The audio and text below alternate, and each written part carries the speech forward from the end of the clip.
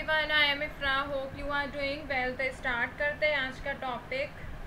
हमने letter writing देखा था, तो वही लिखते हैं यहाँ पर। लेटर राइटिंग मतलब कि पत्र लेखन। जो लेटर होते हैं वो 2 टाइप से लिखे जाते हैं, formal and informal. Formal letter होते हैं, यहाँ पर लिखती हूँ पहले मैं,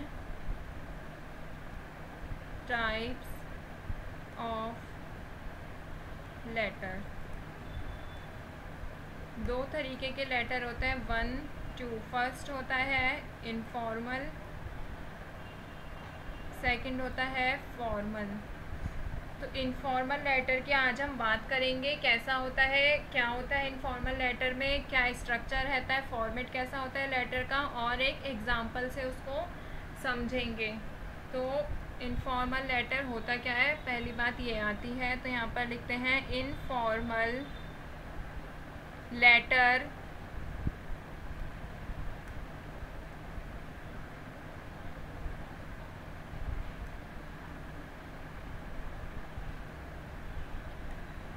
तो यहाँ पर लिखते हैं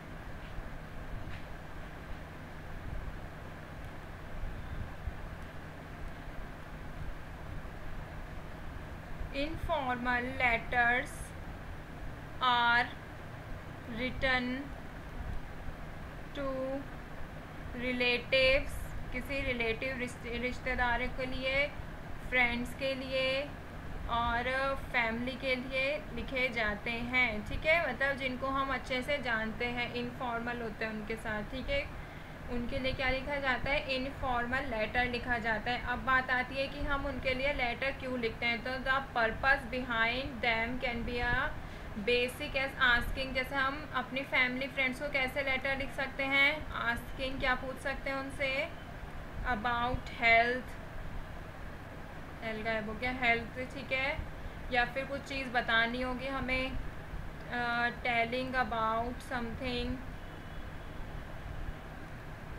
या फिर कुछ डिस्कस करना होगा, डिस्कसिंग मैटर, या फिर इनवाइट करना होगा बर्थडे पार्टी में या फिर किसी की वेडिंग में। ठीक है, या फिर कोई कुछ भी डिस्क्राइब करना होगा, डिस्क्राइब एनीथिंग। तो इनफॉर्मल लेटर देखिए क्या होता है। इनफॉर्मल लेटर जो होता है वो अपने जानने वालों के लिए लिखा जाता है, रिलेटिव्स हो, फ्रेंड्स हो, फैमिली हो। तो किस तरह से लेटर लिखा जाता है, जैसे हम उनके हेल्थ के बारे में पूछ रहे हैं, बता रहे हैं, उनको कुछ मैटर डिस्कस करना चाहते हैं, इनवाइट करना चाहते हैं, या फिर किसी भी चीज़ के बारे में, मान लीजिए कोई बुक ली है मैंने, तो मैं उसके बारे में उनको डिस्क्राइब कर रही हूँ। तो उनको डिस्क्राइब करने के लिए इनफॉर्मल लेटर्स लिखा जाता है। ठीक है, इसमें बात आती है कि क्या चीज़ें हमें ध्यान रखनी चाहिए इनफॉर्मल लेटर में। तो जो हमारी टोन होती है बात करने की, keep the tone of the letter conversational. हम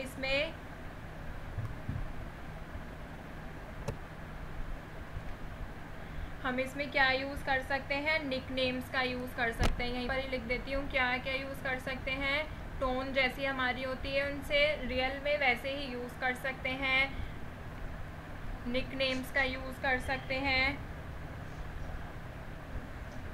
ठीक है, पर्सनल एक्सपीरियंसेस शेयर कर सकते हैं, पर्सनल एक्सपीरियंस, ये सब चीज़ें हम यूज़ कर सकते हैं। अभी आता है फॉर्मेट कैसा होता है। ठीक है, तो आगे लिखते हैं फॉर्मेट ऑफ एन इनफॉर्मल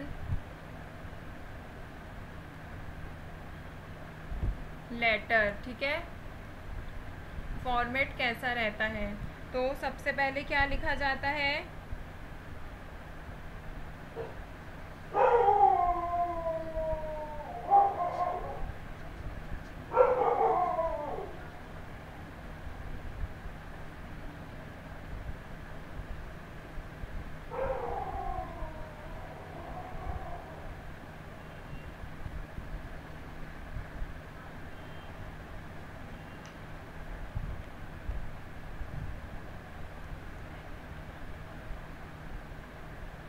तो कैसे लिखा जाता है, फॉर्मेट कैसा होता है इनफॉर्मल लेटर का। सबसे पहले लिखते हैं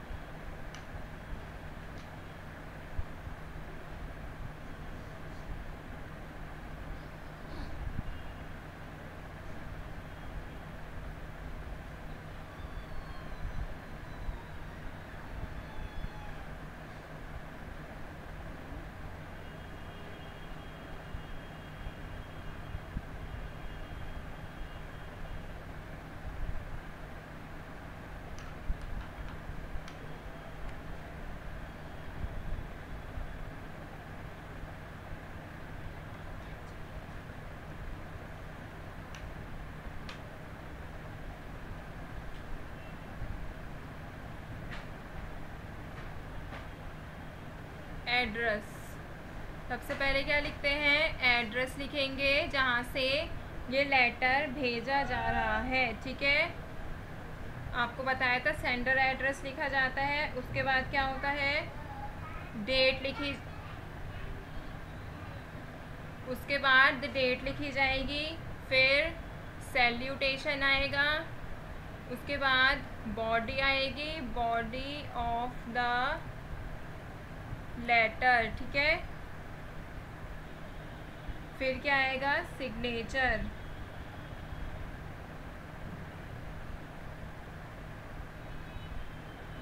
या फिर हम उसको उससे पहले क्लोजिंग कर सकते हैं, फिर आ जाएगा सिग्नेचर। तो ये चीज़ें होती हैं जो इनफॉर्मल लेटर में यूज़ होती हैं, address, date, salutation, body of the letter, closing और सिग्नेचर। ठीक है,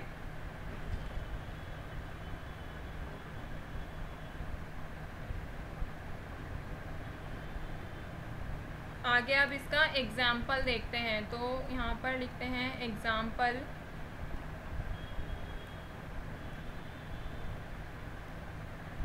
ये सब चीज़ें मैंने आपको डिटेल में इसलिए शेयर नहीं की हैं क्योंकि ये मैं आपको प्रीवियस 2 पार्ट्स में बता चुकी हूँ डिटेल में कि एड्रेस कहाँ लिखना होता है, डेट कहाँ लिखनी होती है, ये सब चीज़ें। बाकी अभी आप एग्जाम्पल से समझ जाएंगे। तो स्टार्ट करते हैं एग्जाम्पल। जैसे मान लीजिए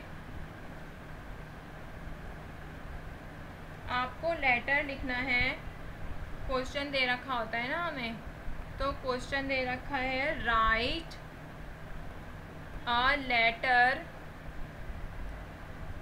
to your father requesting him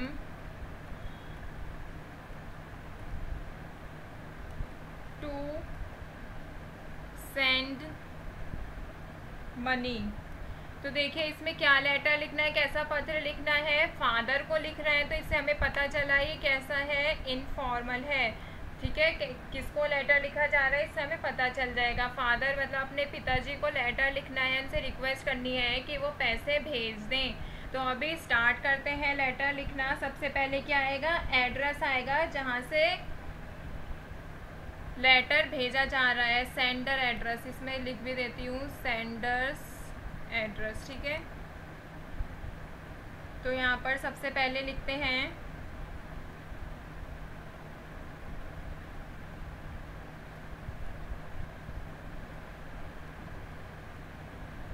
Preet Nagar girls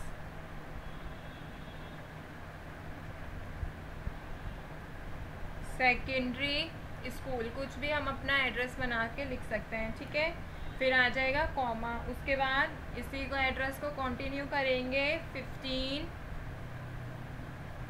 college, यहाँ पे लिखा है कोलाज स्क्वायर, कोलकाता 700073। ये कोई हमने कुछ भी एड्रेस आप अज्यूम करके लिख सकते हैं अगर एड्रेस नहीं दे रखा है। ठीक है, उसके बाद क्या आता है, डेट आएगी। जैसे मान लीजिए जुलाई 27, 2018। ठीक है, फिर क्या आएगा, salutation, greeting my dear father,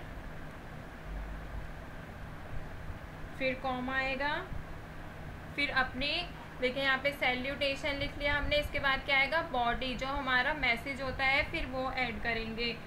यहाँ पर लिखते हैं you will be glad to know that I have passed the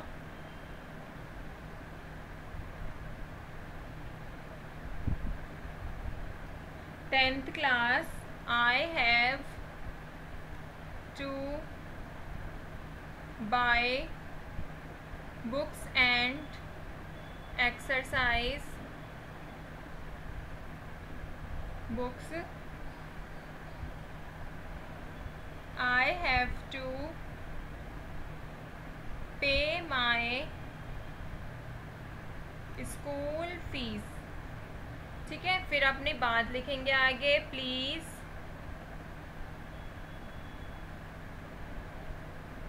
send me